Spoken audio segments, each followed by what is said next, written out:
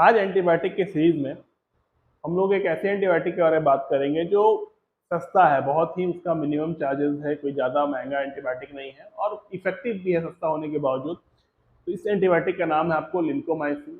Lincomycin कैसे काम करता है, क्या मैकेनिज्म ऑफ एक्शन है, क्या फार्माकोकाइनेटिक है, इसका उपयोग कैसा है, प्रेगनेंसी में सेफ है या नहीं है, साइड इफेक्ट कौन से हैं, किन दवाओं के साथ लेना चाहिए या नहीं लेना चाहिए, आज इन सवालों का जवाब इस वीडियो में हम लोग देखेंगे।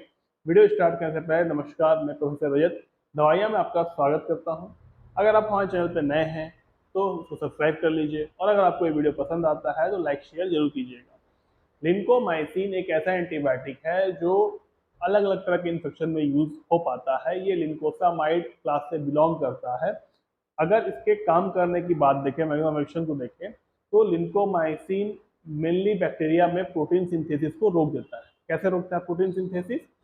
तो ये क्या करता है, बैक्टीरिया में 50S राइबोसोम्स होते हैं जो बैक्टीरिया में प्रोटीन सिंथेसिस करवाने के लिए रिस्पॉन्सिबल होते हैं। इसको बैक्टीरियल 50S राइबोसोम भी बोला जाता है। ये क्या करता है कि उस राइबोसोम्स के साथ इंटरेक्ट करता है, उसको काम करने के प्रोसेस को रोकता है, जिसकी वजह से प्रोटीन का जो चेन होता है, अमीनो एसिड के जुड़ जुड़ के चेन बनते हैं प्रोटीन के, जिसको ट्रांसपेप्टाइडेज भी हम लोग प्रोसेस बोलते हैं। तो उस प्रोसेस को ये रोक देता है। रोकने की वजह से क्या होता है कि प्रोटीन चेन बन नहीं पाता है, प्रोटीन का फर्दर सिंथेसिस हो नहीं पाता है, बैक्टीरिया कमजोर पड़ने लगता है और धीरे धीरे बैक्टीरिया का डेथ हो जाता है। फार्माकोकाइनेटिक की बात करें तो लिंकोमाइसिन आपको टैबलेट में भी मिलता है, मतलब ओरल फॉर्म में भी मिलता है और इंट्रावेनस फॉर्म में मिलता है। टैबलेट कैप्सूल वगैरह सिरप वगैरह सब आते हैं इसके, ठीक है। लेकिन मेनली फार्माकोकाइनेटिक आपको ओरल फॉर्म का होता है, क्योंकि आपका जो इंट्रावेनस फॉर्म है उसमें डिस्ट्रीब्यूशन के से स्टार्ट हो, कैसे डिस्ट्रीब्यूट हो रहा है। तो जब इसको ओरली कोई लेता है तो ये बॉडी में गैस्ट्रोइंटेस्टिनल ट्रैक्ट से आसानी से एब्जॉर्ब होता है। इसकी बायोअवेलेबिलिटी जो होती है वो 30 से 40% के बीच होती है। इसका डिस्ट्रीब्यूशन आपको पूरे बॉडी में होता है, बोन में भी होता है और सेरेब्रोस्पाइनल फ्लूइड में भी होता है। लेकिन सेंट्रल नर्वस सिस्टम में इसका डिस्ट्रीब्यूशन नहीं हो पाता, वहाँ ये लिमिटेड डिस्ट्रीब्यूट हो पाता है, उतना इफेक्टिव नहीं हो पाता। उसके बाद इसका मेटाबॉलिज्म नहीं होता है बॉडी में ज़्यादा। इसका एलिमिनेशन आपको यूरिन से होता है और थोड़ा बहुत बाइल से होता है। इसकी हाफ लाइफ ऑलमोस्ट 5.5 घंटे की होती है।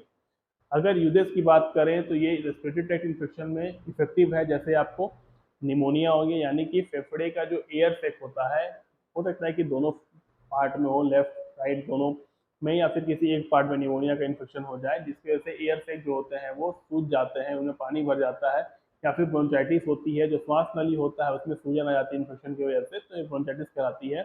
तो इन सब इन्फेक्शन को ठीक करता है ये।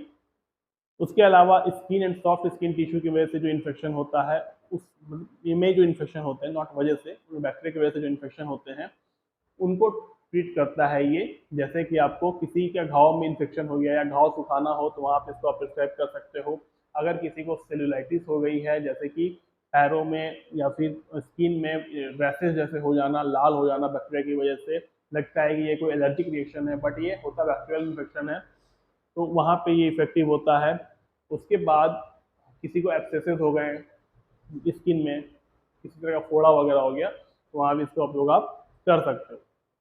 उसके अलावा ये बोन और जॉइंट इन्फेक्शन में इफेक्टिव होता है, जैसे कि ऑस्टियोमाइलिटिस। ऑस्टियोमाइलिटिस एक ऐसा इन्फेक्शन होता है जिसमें जो जॉइंट्स होते हैं उनमें इन्फेक्शन हो जाता है बैक्टीरिया की वजह से, जो ब्लड की वजह से वो बैक्टीरिया वहाँ पहुँचते हैं, जॉइंट्स में होता है।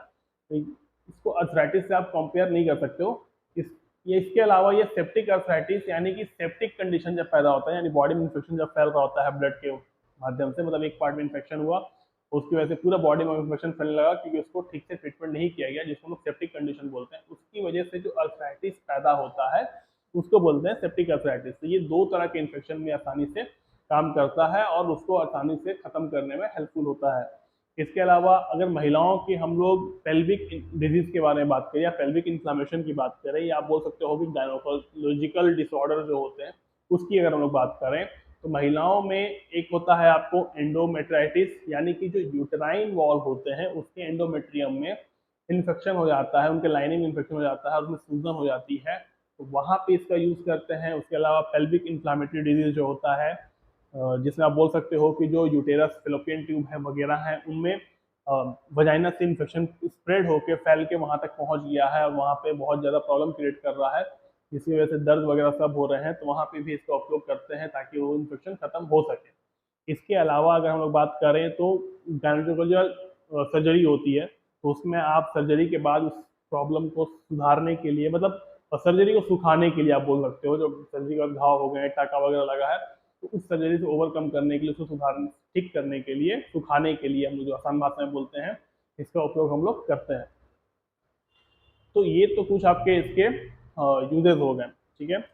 लेकिन अगर हम लोग इसका डोज की बात करें तो 250 mg से लेके आपको 1000 mg के बीच में चलता है।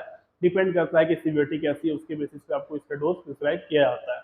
अगर साइड इफेक्ट की बात करें तो nausea, vomiting, diarrhoea, rashes, dizziness, उसके अलावा हेडेक हो जाना, रैसेज, एलर्जिक रिएक्शन देखने को मिलता है, जैसे कि स्वेलिंग हो जाना, इचिंग हो जाना, इस तरह के साइड इफेक्ट इसमें देखने को मिल जाते हैं। ड्रग इंटरेक्शन की बात करें तो ज़्यादा ड्रग के साथ इंटरेक्ट नहीं करता है, 3-4 ड्रग ही जिनके साथ इंटरेक्ट करता है, जैसे न्यूरोमस्कुलर जो ब्लॉकर्स होते हैं उनके साथ इंटरेक्ट करता है। उसके अलावा आपको जो भी एंटी कोगुलेंट है जैसे वारफरीन हो गया, उनके साथ इंटरेक्ट करके टॉक्सिसिटी दिखा देता है। इरिथ्रोमाइसिन के साथ इंटरेक्ट करता है तो ये फेल हो जाता है अपना काम करने से, क्योंकि एब्जॉर्प्शन ठीक से नहीं हो पाती, इसका इफेक्टिवनेस दिखने को नहीं मिल पाता है। और जो एंटीबायोटिक जो सिमिलर तरीके से काम करते हैं, प्रोटीन सिंथेसिस को ब्लॉक करते हैं बैक्टीरिया में, उन दवाइयों के साथ ये इंटरेक्ट कर जाता है, तो ये अपना काम नहीं कर पाता है, वहाँ ये फेल कर जाता है। तो इन सब दवाओं के साथ आपको इसको नहीं लेना चाहिए। अगर हम लोग इसका प्रेगनेंसी की बात करें तो प्रेगनेंसी में बिल्कुल सेफ है, लेकिन प्लीज़ हमेशा डॉक्टर से पूछ के ही आप दवा का उपयोग करें, चाहे वो प्रेगनेंसी हो, चाहे आप नॉर्मल हो।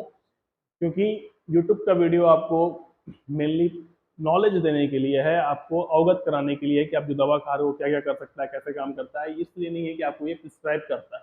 हमेशा प्रिस्क्रिप्शन डॉक्टर से या किसी भी हेल्थ केयर प्रोफेशनल से, फार्मासिस्ट से पूछ के ही आप दवा लीजिए, बिना उनके सलाह के दवा मत लिया करिए। उम्मीद है कि आपको ये वीडियो पसंद आया होगा। किसी प्रकार का आपको कोई डाउट हो या मेरे लिए कोई भी फीडबैक हो तो आप कमेंट सेक्शन में मुझसे वो पूछ सकते हैं। अगली वीडियो में फिर मिलेंगे, तो अपना ख्याल रखिए। जय हिंद।